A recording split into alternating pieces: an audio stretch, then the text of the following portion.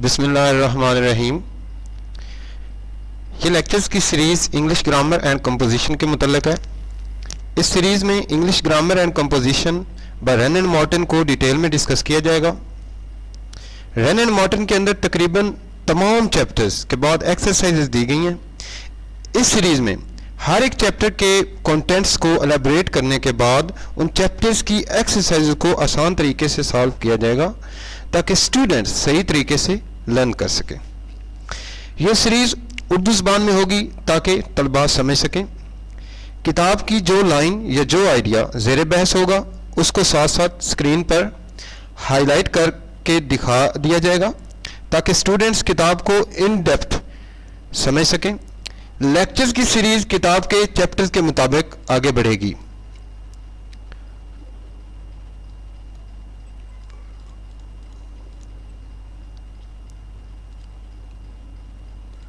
पहला चैप्टर है इसके अंदर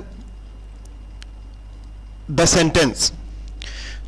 आइए देखते हैं, शुरू करते हैं द सेंटेंस के अंदर राइटर क्या कहता है। द सेंटेंस बेसिकली इस चैप्टर के अंदर सेंटेंस के बारे में बताया जाएगा कि वो क्या है। सेंटेंस का ऑपरेशन किया जाएगा, सेंटेंस को ऑपरेट किया जाएगा। तो राइटर हमें सेंटेंस के बारे में दो बातें बताता है। राइटर कहता है अ ग्रुप ऑफ वर्ड्स। पहली बात वो करता है a group of words which makes complete sense is called a sentence. Again, a group of words which makes complete sense is called a sentence. अल्फाज का एक ऐसा ग्रुप, ऐसा मजमुआ जो कि कंप्लीट सेंस बनाता हो। एक ग्रुप है उनका अल्फाज का जो कि कंप्लीट मुकम्मल सेंस बनाता हो, उसको क्या कहते हैं? a sentence. For example, he is sitting on the chair. अब राइटर ने इसके अंदर एक एग्जांपल दिया है, little Jack Horner sat in a corner. तो ये भी कंप्लीट सेंस भी बना रहा है और ग्रुप ऑफ वर्ड्स भी है। इस तरह हमें पता चला sentence is something that is a group of words, on the other hand it makes complete sense. तो ये दोनों इंग्रेडिएंट्स पूरे हुए तो हमारा सेंटेंस बन गया। अब राइटर नेक्स्ट जो इस बारे में हमें बताता है वो कहते हैं काइंड्स ऑफ सेंटेंसेस। सेंटेंसेस की किस्में कितनी हैं, ये मैंने हाईलाइट की है। जो पहली टाइप है सेंटेंसेस की या काइंड है उसको कहता है डिक्लेरेटिव और assertive sentence.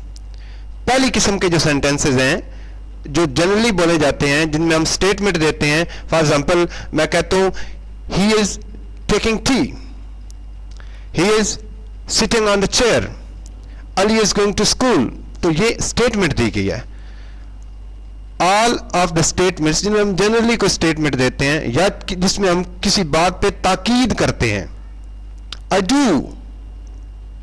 Do study, I do read. तो ये सारे क्या होते हैं?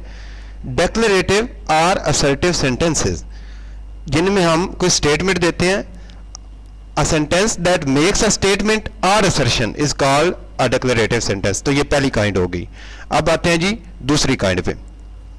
दूसरी काइंड है इंटरोगेटिव सेंटेंस। इनको हम आम उर्दू जुबान के अंदर कहते हैं सवालिया जुमले। A sentence that asks a question is called an interrogative sentence. ऐसा सेंटेंस जिसमें कोई सवाल पूछा गया हो उसको कहते हैं interrogative sentence. For example, are you going to school, are you listening me carefully. तो ये सारे जिसके अंदर हमने कोई सवाल पूछा है इनको क्या कहते हैं? Interrogative sentences. देन आता है जी इंपेरेटिव सेंटेंस। इंपेरेटिव सेंटेंस जिसके अंदर हम कोई कमांड कर दे रहे हो, किसी को कोई ऑर्डर दे रहे हो या कोई रिक्वेस्ट कर रहे हो, एंटिटी, हम्बल रिक्वेस्ट। इन दोनों तरह के जुमले, जो इस दोनों तरह के जुमलों को क्या कहते हैं? Imperative sentences. अब इसने इंपेरेटिव सेंटेंसेस की हमें ऊपर मिसाल दी है, हैव मर्सी अपॉन अस। तो ये देखें, हैव मर्सी अपॉन अस, इसके अंदर हमने क्या किया है? एक रिक्वेस्ट की है। ओपन द डोर, यहां पे एक ऑर्डर है। जब कोई ऑफिसर जब कोई जब कोई आपसे सीनियर कोई बात करता है, आपको कोई ऑर्डर कन्वे करता है, कुछ करने को कहता है, तो that comes under the ambit of imperative sentences. अब इंपेरेटिव, इसके बाद आते हैं जी एक्सक्लेमेटरी सेंटेंसेस।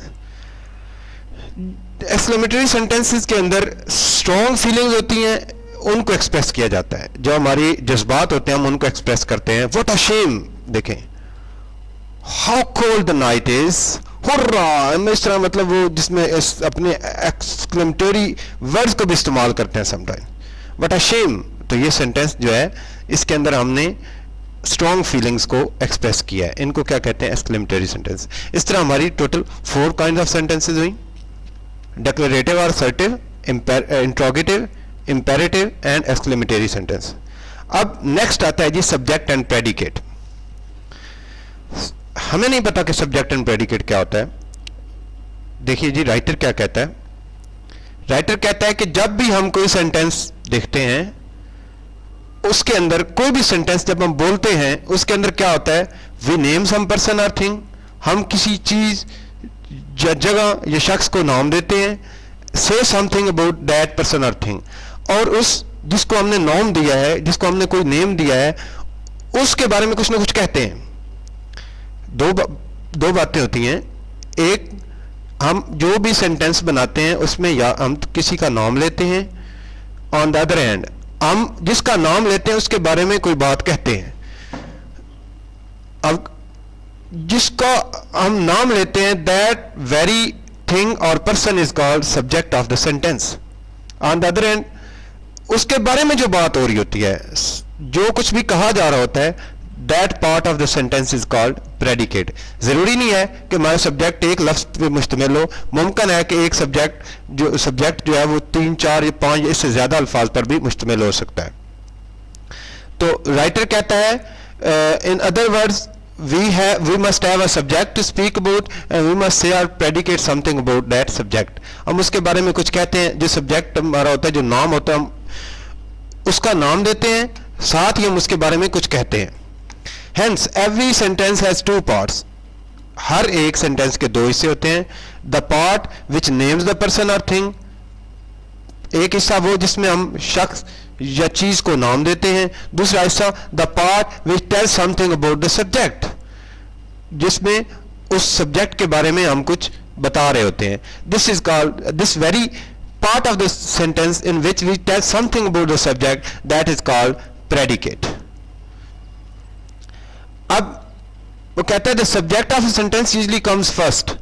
अक्सर सब्जेक्ट फर्स्ट आता है, पहले आता है किसी भी सेंटेंस के अंदर, बट ये जरूरी नहीं है। समटाइम्स ऐसा भी होता है कि हम जो है वो सेंटेंस के अंदर सब्जेक्ट को बाद में रख देते हैं। देखें, हियर कम्स द बस।